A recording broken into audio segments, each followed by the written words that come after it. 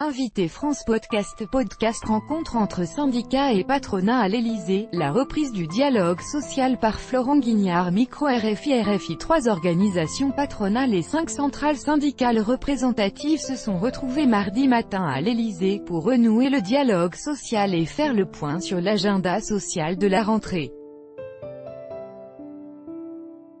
C'est la première fois que le chef d'État français reçoit les 8 leaders ensemble.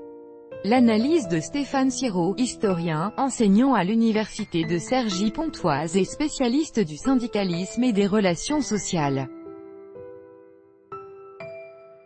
Sur le même sujet, Emmanuel Macron réunit syndicats et patronat à l'Élysée. En savoir plus. France réforme Macron, syndicats et patronat cherchent leur place. En savoir plus. Archive 1, 2, 3.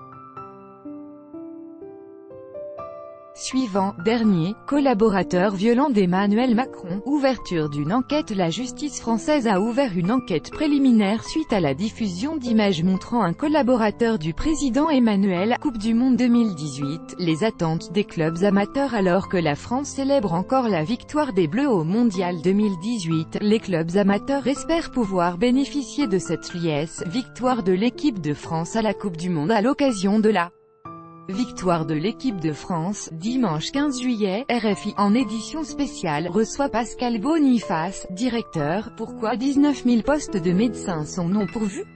Plus de 19 000 postes de médecins étaient statutairement vacants en début d'année dans les hôpitaux. Mondial 2018. Sur 20 ans après, la ferveur est-elle la même qu'en 1998?